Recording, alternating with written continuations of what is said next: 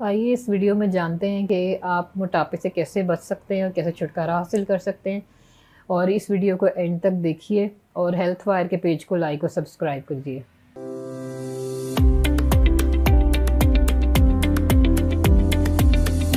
बात कर रहे हैं बहुत कॉमन है और बहुत सारे पेशेंट्स के कहने पे इस टॉपिक को हमने चूज़ किया है। वो है ओबेसिटी। मोटापा क्या है और मोटापे की हकीकत क्या है और उससे छुटकारा कैसे पाया जा सकता है। What is obesity? मोटापा है क्या? Obesity is characterised by accumulation of abnormal और excessive body fat which is detrimental to one's health। Obesity कहीं पे भी किसी भी उस कंडीशन को कहा जाता है जो कि क्रॉनिक मेडिकल कंडीशन है, जिसमें जब भी आप कुछ भी खा रहे हैं वो ज़्यादा है उससे जो आप बर्न कर रहे हैं, या आपकी जो फिज़िकल एक्टिविटी है वो कम है और खाने की क्वांटिटी या इनटेक की क्वांटिटी ज़्यादा है। ओबेसिटी हम बहुत सारी चीज़ों से मेजर करते हैं। सबसे पहला पैरामीटर तो है BMI, बॉडी मास इंडेक्स, जिसमें आप बॉडी की हाइट को और वेट को कंपेयर किया जाता है और डायग्नोस किया जाता है कि कौन सी क्लास की ओबेसिटी है। क्लास 1 ओबेसिटी है, क्लास 2 या क्लास 3, या फिर अभी आप ओवरवेट है और आपके अंदर टेंडेंसी मौजूद है कि आप ओबेसिटी की तरफ जा सकते हैं। जिसमें हम सबसे लो पैरामीटर देखते हैं कि ओवरवेट में अगर आपकी BMI 25 kg पर स्क्वायर मीटर है या इससे ज़्यादा है तो आप ओवरवेट हैं, और 30 kg पर स्क्वायर मीटर या इससे ज़्यादा है तो आप ओबीस हैं।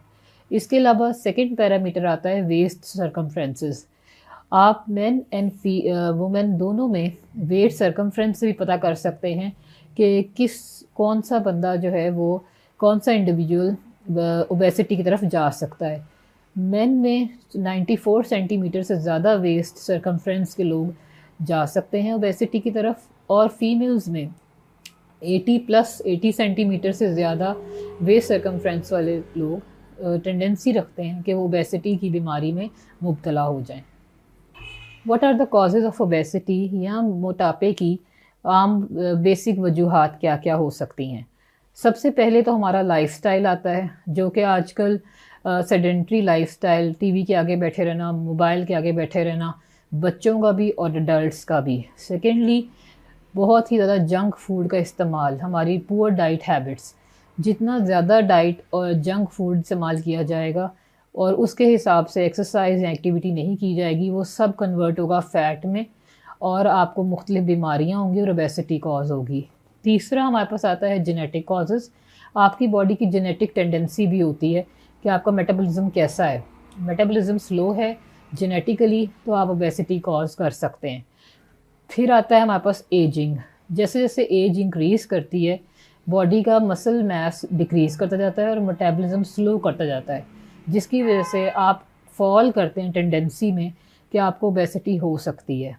फिर कुछ कंडीशंस आती हैं जो कि मेडिकल कंडीशंस, जो कि हमारे यहाँ बहुत ज़्यादा कॉमन हैं, जिसकी वजह से ओबेसिटी हो सकती है। जिसमें सबसे कॉमन आजकल है PCOS, पॉलीसिस्टिक ओवेरियन डिजीज़, इसके बाद कुशिंग सिंड्रोम और हाइपोथायरॉयडिज्म।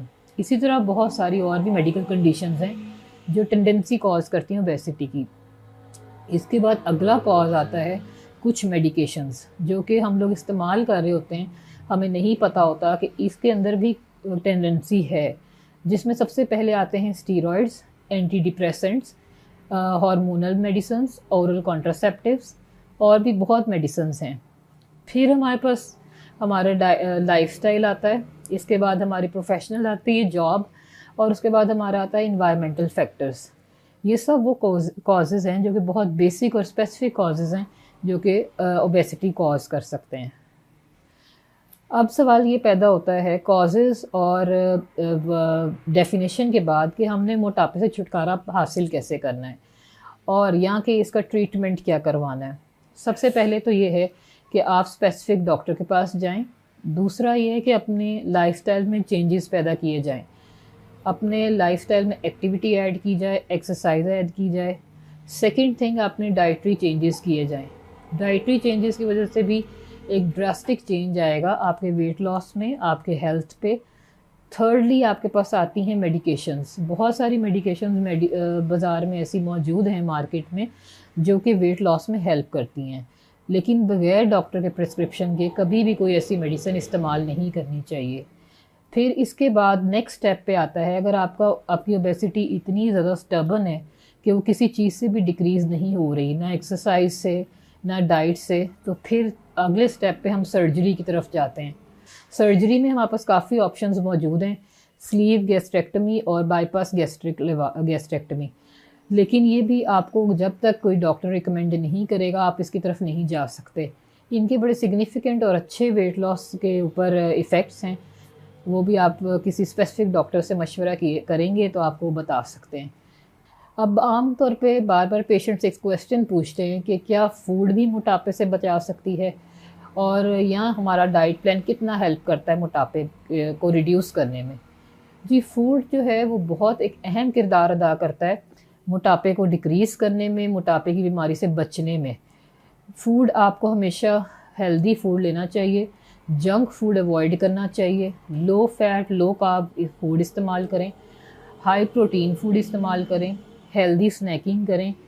یہ سب وہ فوڈ ہیں، فروٹس ہیں، ویجیٹیبلز ہیں جو کہ آپ کو انرجی زیادہ دیں گے اور فیٹ کم دیں گے۔ ان سب چیزوں سے آپ بچ سکتے ہیں اوبیسٹی ڈیولپ کرنے سے۔ موٹاپے سے بچنے کے لیے ایکسرسائز کا کیا رول ہے یا ایکسرسائز کتنی ضروری ہے؟ ایکسرسائزز عام طور پہ بہت ہی زیادہ ہیلپ کرتی ہیں جو کہ ہم اگنور کر دیتے ہیں۔ ہمیں کوئی بہت زیادہ سخت کارڈیو کرنے کی ضرورت نہیں ہے، ویٹ لفٹنگ کرنے کی ضرورت نہیں ہے، صرف ڈیلی کی ایک 30 منٹس برسک واکنگ، آپ کی ڈیلی کی واک آپ کو بہت ساری بیماریوں سے سیو کر لیتی ہے، اور آپ کی ڈائٹ چینجز اور ساتھ ایکسرسائز، یہ بیسٹ کمبینیشن ہے موٹاپے سے بچنے کے لیے۔ کیا موٹاپے سے بچنے کی سرجری کروائی جا سکتی ہے؟ جی بالکل، اگر آپ کا اتنا سٹبن اوبیسٹی ہے کہ جو بہت سارے چینجز کے باوجود، life style modification, dietary changes, exercise, medication, سب سے بھی آپ کو فرق نہیں پڑ رہا، تو آپ بالکل اسپیسیفک ڈاکٹر اور سرجن سے مشورے کے بعد سرجری کروا سکتے ہیں، جس کے سگنیفیکنٹ چینجز نظر آتے ہیں، جس میں ہمارے پاس 2 آپشنز بہت کامن آتی ہیں، سلیو گیسٹریکٹمی اینڈ گیسٹرک بائی پاس۔ موٹاپے کے علاج کے لیے کس ڈاکٹر کے پاس جانا چاہیے؟ موٹاپے کے علاج کے لیے آپ اپنے جنرل فزیشین کے پاس بھی جا سکتے ہیں، ڈائٹ چارٹس بنوانے کے لیے، اور اسپیسیفک نیوٹریشنسٹ کے پاس بھی جا سکتے ہیں۔